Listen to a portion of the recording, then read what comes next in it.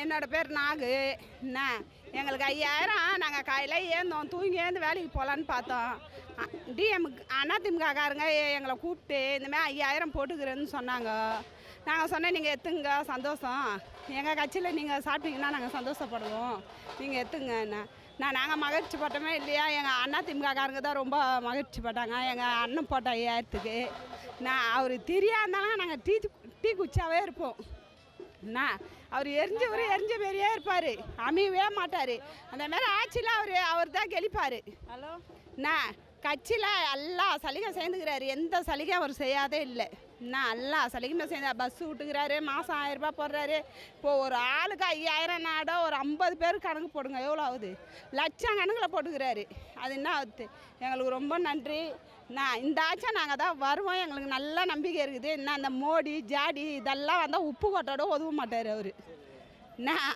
தொடரட்டும், தமிழ்நாடு வெல்லட்டும். ரொம்ப சந்தோஷமாக இருக்குங்க இந்த 5000 கொடுத்தது.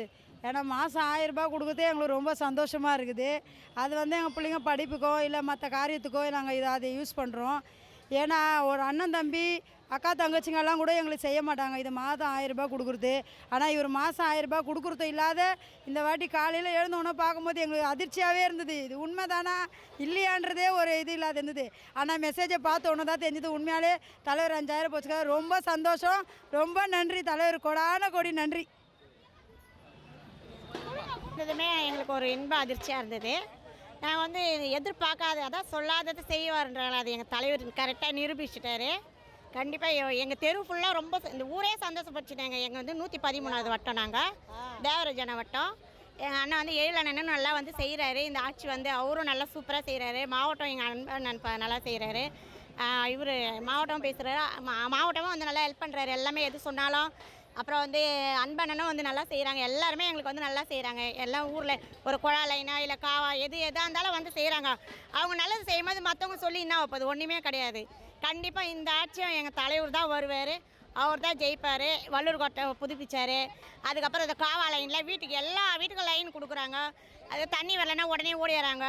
அதுக்கப்புறம் மகளிர் தொகைன்னு 1000 ரூபா போட்டார். இப்போ 5000 இன்னும் ரொம்ப சந்தோஷமாக இன்ப அதிர்ச்சியில் இருக்கோம் நாங்கள் எல்லாருமே. அதெல்லாம் கிடையாதுங்க, அடுத்த மாதம் போட முடியாததுனால அதனால் தலைவர் இதை முன்கூட்டி செஞ்சுக்கிறாரு. அவருடைய மூளை வேலை சேர்த்து எவனுக்கும் செய்ய முடியாது. வாயால் பேசினு வடை சுட்டுன்னு பாருங்க. அவனுக்கு அதெல்லாம் ஒரு கதையா? இவனுங்களாம் ஒரு ஆளே கிடையாது. தலைவரை பற்றி பேசுகிறவனுங்க எதுக்கு சமாளம் கண்டிப்பாக தெரியும் எல்லாருக்குமே. அவனை பற்றி அவன் விஜய் எப்போ அந்த விஜய் அவங்க அப்பா எங்கே இருந்தார், அவன் எங்கே இருந்தால் தெரியணும் ஃபஸ்ட்டு. அவங்க அப்பா இதில் இருந்தவர் தான். ரொம்ப சந்தோஷமாக இருக்குது. முதலமைச்சர் உங்களுக்கு போட்டது அவருக்கு தான் நாங்கள் ஓட்டு போடுவோம். முதலமைச்சருக்கு தான், முதலமைச்சருக்கு நன்றி. அந்த 2 வார்த்தை போதும். ரொம்ப யூஸ். அவர் போட்ட காசுக்கு இப்போ அந்த 5000 போட்டதுக்கு ரொம்ப நன்றி. அவர் முதலமைச்சர் வரணும்.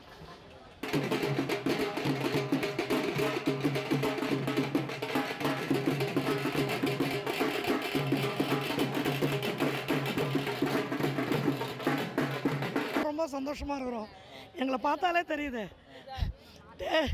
தேல் கடித்து தேல் கொட்டி பாம்பு கடித்து பைத்தியம் பிடிச்சி சரக்கம் அடித்தா எப்படி ஆடுவாங்க, அந்த மாதிரி காலிலேருந்து ஆடின்னு இருக்கோம். 5000 ரூபா வந்ததும் இதெல்லாம் யாருன்னா கொடுப்பாங்களா? கூட பிறந்தவங்க கூட கொடுக்க மாட்டாங்க. 5000 ரூபா இதெல்லாம் பெரிய விஷயம் எனக்கு.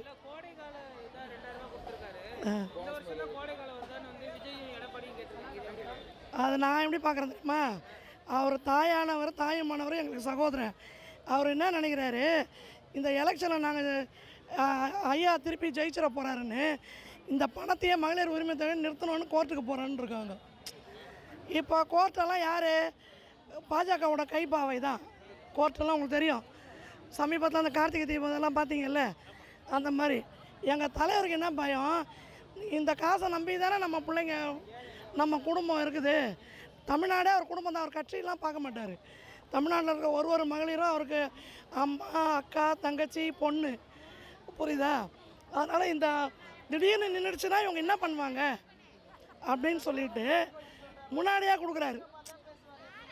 இப்போ எங்கள் கையில் பணம் வந்துச்சு, நாங்கள் திருப்பி கொடுத்துருவோமா? கொடுக்க மாட்டோம். இவங்க இதை எப்படியாவது ஸ்டாப் பண்ணணும்னு நினச்சாங்க. எங்கள் தலைவர் அப்படியா?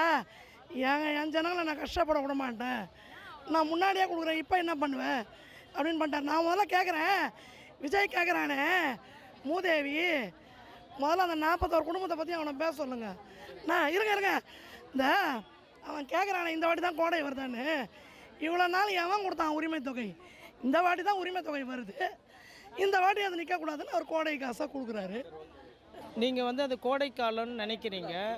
இல்லை, உதாரணத்துக்கு சொல்கிறேன், அது இப்போ எலெக்ஷன் டைம், தேர்தலை முன்னிட்டு நலத்திட்ட உதவிகள் எல்லாம் தடுக்கப்படும். அதனால் ப்ரிவென்ஷன் இஸ் பெட்டர் தென் க்யூர்னு சொல்கிறாமல் வருமுன் காப்போம். எங்கள் மக்களுக்கு இதுதான் நியூவாலாம் கிடையாது. கடந்த 60 ஆண்டு காலங்களில் நான் 40 வருஷமாக திராவிட முன்னேற்ற கழகத்தில் இருக்கேன். இது லாங் டேர்ம் விஷன் சொல்லுவாங்கள்ல, தொலைநோக்கு பார்வையில் தான் நாங்கள் பார்த்து அரசியலுக்கு வந்தோம். இன்றைக்கி வரைக்கும் தார் சாலைகள், சிமெண்ட் சாலை, road, free bus, free education, corporation பள்ளிகளில் உணவுகள், இது பெரிய விஷயம். எப்படி தெரியுன்னா, தினமலர் கூட போட்டிருந்தது, நீங்கள் பார்த்துருக்கலாம் மேபி. டாய்லெட்டெல்லாம் நிறைகிறதுன்னு போட்டான், அறிவு கெட்டவன். ஆரியருக்கும் திராவிடர்களுக்கும் ஏற்படக்கூடிய மிகப்பெரிய போராட்டம் இந்த 3000க்கு தான் சொல்ல வரேன். நானும் லாங் டேர்ம் விஷன் என் தளபதி மாதிரி. ஓகே. ஆமாம், இப்போ ஏழ்மையாக இருக்கவங்களுக்கு ஒரு 5000ன்றது ஒரு இன்வெஸ்ட்மெண்ட்டு. இது வரைக்கும் அவங்க வந்து அவ்வளோ பெரிய அமௌண்ட்டை பார்த்தே இருக்க மாட்டாங்க. நீங்கள் வந்து இப்போ சென்னையில் தான் என்னை பேட்டி எடுக்கிறீங்க, நமக்கு ஒரு சாதாரண விஷயமா இருக்கலாம். ஆனால் குக்கிராமங்களில் இருக்கக்கூடிய பெண்கள் அவங்களுக்கு இந்த 5000 என்பது ஒரு பெரிய மாபெரும் ஒரு இடம் வாங்குற மாதிரி, ஒரு கார் வாங்குற மாதிரி ரொம்ப ஹாப்பியாக இருக்கும். காலையில் ஒன்றுமே இல்லாமல் இருந்தேன், 5000 ரூபா வந்ததும் வேலையை லீவ் போட்டு வந்துட்டேன் நன்றி சொல்கிறதுக்கு தலைவருக்கு, புரியுதுங்களா? இப்போ ஓட்டுன்னு சொல்கிறாங்கல்ல, இப்போ காலையில் சிறுவர்களுக்கு காலை உணவு திட்டம் போடுறாங்கல்ல, அது எதுக்கு அந்த குழந்தைங்களாம் வந்து ஓட்டு போட போகிறாங்களா சொல்லுங்கள்? அந்த பிள்ளைங்க எனர்ஜெட்டிக்காக படிக்கணும்னு தானே செய்கிறாரு, ஒன்று யோசிச்சு செய்கிறாரு. இதை எப்படி இவங்க கொச்சப்படுத்துனாங்கன்னு எனக்கு தெரியல. பாராட்ட மனசு இல்லைனாலும் அவர் செய்கிற நன்மையை, எங்களுக்கு செய்கிற நன்மையை தடுக்காமல் இருக்கலாம்ல. இதை தடுக்க கோர்ட்டு வரைக்கும் போகிறேன்றாங்க. எங்களுக்கு அப்போ எவ்வளோ வேதனையாக இருக்கும். பீகார் மாநில மக்கள் வந்து படிப்பறிவு இல்லாதவர்கள், நல்லா கவனிக்கணும். இங்கே வந்து நமக்கு ஆரம்ப கல்வியை ஃப்ரீயாக கொடுத்தவர் தலைவர் கலைஞர். சென்னை, நான்லாம் கவர்மெண்ட் ஸ்கூல் ஸ்டூடெண்ட்டு தான், பெரிய ஆள்லாம் கிடையாது. பள்ளியில் படிக்கும்போதே பைசைக்கிள் கொடுக்கறது ரொம்ப முக்கியம். இன்றைக்கி சென்னை வந்து பெரிய பிரதானமாக இன்கமுக்கு இருக்கிறது. என் பொண்ணு பையன்லாம் கலைஞருடைய கம்ப்யூட்டர் கொடுத்தாங்க தெரியுங்க, லேப்டாப், அதில் தான் அவங்க ட்ரெயின் பண்ணி பெரிய ஆளானாங்க. ஸோ இருங்க, நீங்கள் வந்து பீகார், பிஜேபி, விஜய் இந்த இவங்களோடலாம் தயவு செய்து கம்பேர் பண்ணாதீங்க. நான் கட்சியில் பெரிய இதில் இருக்கேன், கட்சியால் சாப்பிட்றேன் அப்படிலாம் கிடையாது. இந்த தமிழக மக்களுக்கு இன்றைக்கி இல்லை என்றைக்குமே உதவக்கூடிய ஒரே கட்சி திமுக கட்சி. திராவிட மாடல் ஆட்சின்னு அதுக்கு நியூவாக பேர் வச்சுருக்காங்க. இப்போதைக்கு ஃபைனல்ப்பா இது. நீ யாரை கேட்டாலும் நீயும் நம்ம ஊர் இளைஞர் தான். திராவிடர்களுக்கும் ஆரியர்களுக்கும் ஏற்படக்கூடிய 70 இயர்ஸ் பேக் எப்படி நடந்ததோ அதே சூழலில் நம்ம இருக்கோம். பல பேரை வந்து இறக்கியிருக்காங்க பிஜேபி, நல்லா தெரிஞ்சுக்குங்க.